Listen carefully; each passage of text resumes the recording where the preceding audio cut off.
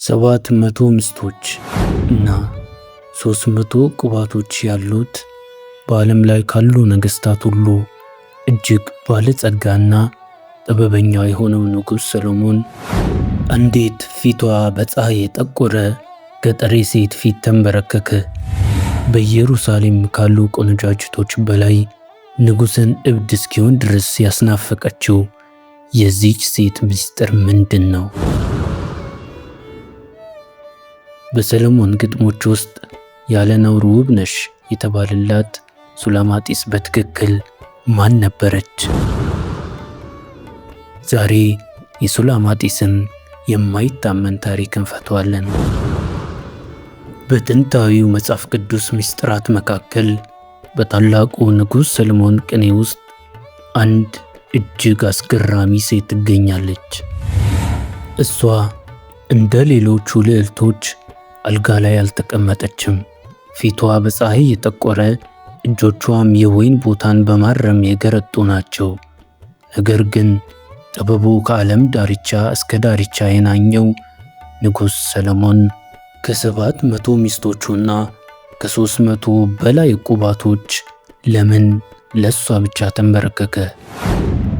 እኔ ጥቁር ነኝ ነገር ግን ውብ ነኝ እያለች በኢየሩሳሌም አደባባዮች የጮኸችው ይህቺ ምስጢራዊ ሴት ማን ናት? ለምንድን ነው ታላላቅ ሊቃውንት የእሷን ታሪክ የሰው ልጅ ከፈጣሪው ጋር ያለውን የፍቅር ጥግ ነው የሚሉት? ዛሬ በትረካ አድማስ ከመጋረጃው በስተጀርባ ያለውን የሱላማጢስን ማንነት፣ ያላትን አስገራሚ ውበትና በውስጧ የታሸገውን ጥልቅ መንፈሳዊ ምስጢር በጥበብ እንፈተዋለን። ይህንን ታሪክ ሰምተው ሲጨርሱ ስለ ፍቅር፣ ስለ ጽናትና ስለ መንፈሳዊ ውበት ያሉት እይታ ለዘላለም ይቀየራል። እስከ መጨረሻው አብራችሁን ቆዩ። ትረካው አሁን ይጀምራል። ሱላማጢስ የምትኖረው በገጠራማዋ ሱነም ነበር። ወንድሞቿ የወይን ቦታቸውን እንድትጠብቅና እንዲያርም ስላደረጓት ቀንና ሌሊት በፀሐይ ትቃጠል ነበር። በዚህ ምክንያት መልኳ እንደ ቄዳር ድንኳኖች ጠቆረ። ነገር ግን ልቧ እንደ ሰሎሞን መጋረጃዎች ውብ ነበሩ። እኔ ጥቁር ነኝ ነገር ግን ውብ ነኝ እያለች ስትናገር የኢየሩሳሌም ቆነጃጅቶች ይንቋት ነበር።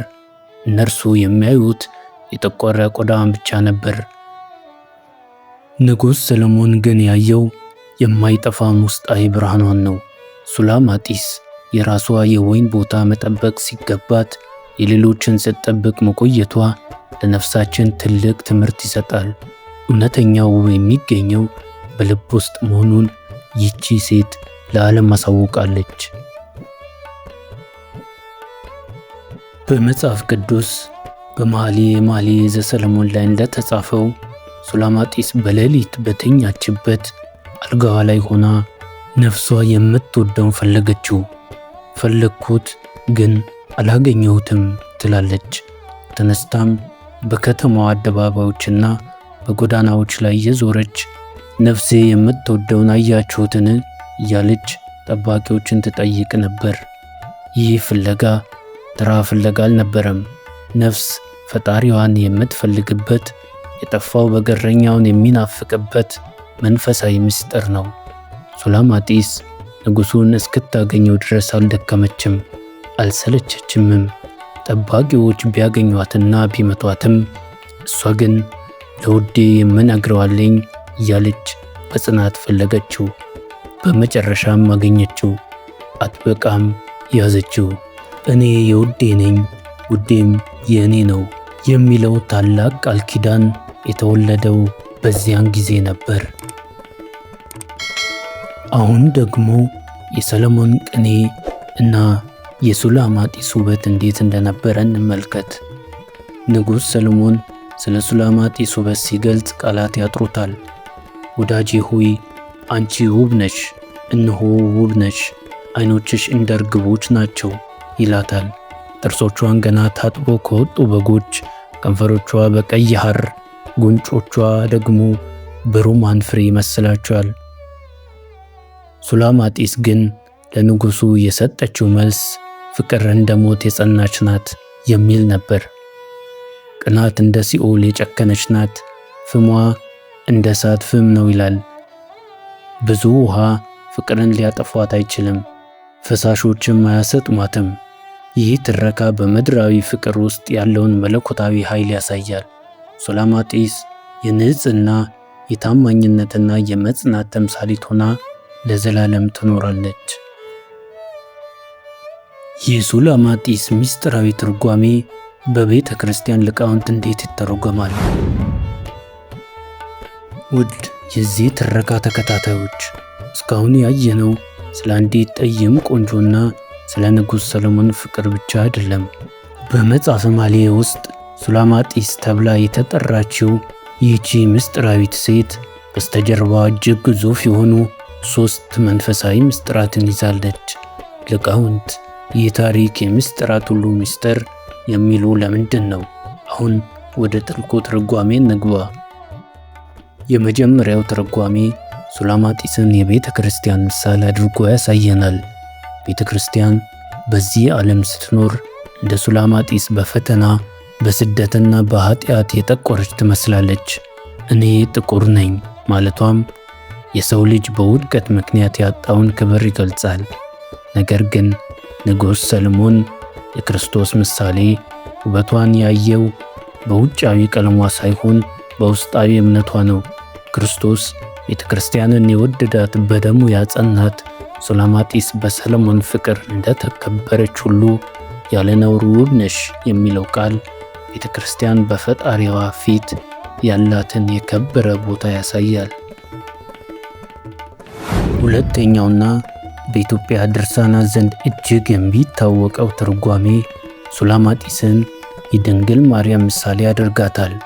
ሱላማጢስ የወይን ቦታ ጠባቂ እንደነበረች ሁሉ ድንግል ማርያምም የዓለም ሁሉ መድኃኒት የተገኘበትን እውነተኛውን የወይን ግንድ ክርስቶስን ያስገኘች ንጽሕት መቅደስ ናት።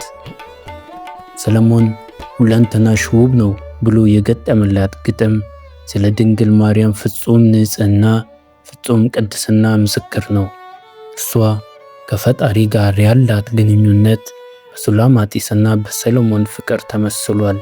ሱላማጢስ ንጉሡን በሌሊት እንደፈለገችው ሁሉ ዓለምም በጨለማ ውስጥ ሆና ብርሃን የሆነውን ጌታን ስትናፍቅ ያ ብርሃን በድንግል ማርያም በኩል ወደ ዓለም መጣ።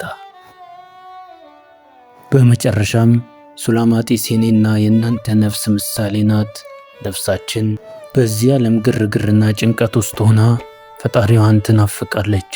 ሱላማጢስ በአልጋዋ ላይ ሆና ነፍሴ የምትወደውን አያችሁትን እያለች እንደፈለገችው የእኛም ነፍስ እውነተኛ ሰላምንና ፍቅርን የምታገኘው ወደ ፈጣሪዋ ስትመለስ ብቻ ነው። ውድ የትረካ አድማስ ቤተሰቦች፣ የሱላማጢስ ታሪክ በወይን ቦታዎች ውስጥ የተጀመረ ተራ የፍቅር ወሬ አይደለም። እርሱ ዛሬም ድረስ በውስጣችን ያለውን የናፍቆት ጥያቄ የሚመልስ፣ የነፍሳችን እውነተኛ ውበትን የሚያስተምር ዘላለማዊ ቅኔ ነው።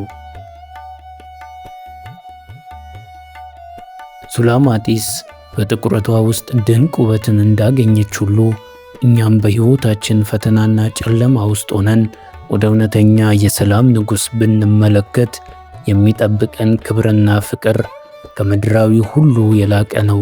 ፍቅር እንደ ሞት የጸናች ናት።